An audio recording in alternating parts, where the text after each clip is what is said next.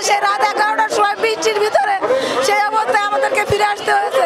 আমরা এত কষ্ট করছি, আমাদের একটাই দাবি জাতীয়করণের জন্য। আমরা যখন দীর্ঘ 17 দিন পর্যন্ত এখানে অবস্থান ধর্মঘট করছিলাম, আমাদের কোনো আশ্বাস না আসার কারণে আমরা কালকে ভুকা মিছিল নিয়ে এই বয়স দিয়ে যে মন্ত্রণালয়ের সামনে গিয়েছিলাম।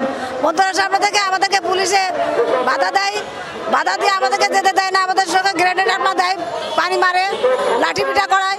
তাতে আমি আহত হই, আমি ভীষণভাবে আহত হই, আমার পায়ের অবস্থা খুবই খারাপ। আমি ঢাকা মেডিকেলে গিয়েছিলাম, সেখান থেকে আমাদেরকে প্রথম অবস্থায় বলা হয়েছে উনি গুরুতর আহত, ওনাকে মেডিকেল ভর্তি হবে এবং উনি ওখানে অবস্থান করবে।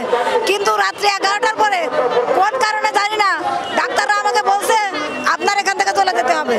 আমি কেন যেতে হবে? আমরা তো অসুস্থ, আর আমরা যাবো প্রেসিডেন্ট, কোথায় থাকবো? বলছে না, কোনো অবস্থাতে না, আপনাদের এখানে ব্যান্ডেজ করে দিচ্ছি, সেলাই করে দিচ্ছি, আপনাদের এখানে চলে যেতে হবে।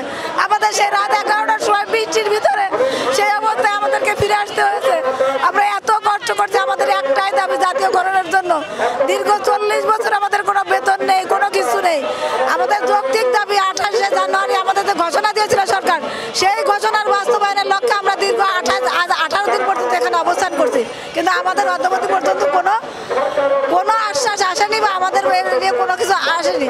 আমরা যে মানবতার জীবন যাপন করছি, আমরা কেন আমাদের একই পরিপত্রে জারি আছে প্রাইমারি স্কুল, প্রাথমিক বিদ্যালয় 2013 সালে 26,195টি প্রতিষ্ঠান সরকারি হয়, কিন্তু আমাদের একটি প্রতিষ্ঠানও এত পর্যন্ত একটি এমপিও দেওয়া হয়নি।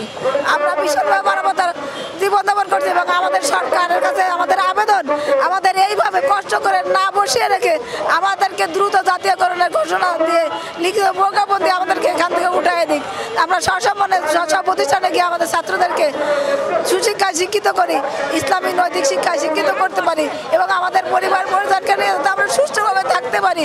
এতটুকু দাবি আমাদের সরকারের কাছে, সরকার যেন আমাদের এটা মেনে নেয় এবং আমাদেরকে দ্রুত বাস্তবায়ন দেয়।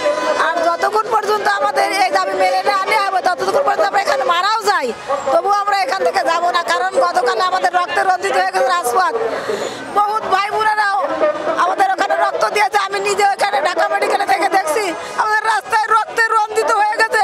এই সমস্ত সহ্য করা যায় না। আমরা আমাদের মিডিয়া ভাইদের কাছে, আপনাদের মিডিয়ার লোকদেরও কালকে ওরা মারছে, লাঠি পিটা করছে, আমরা দেখেছি। এটা আমরা দুঃখ প্রকাশ করি।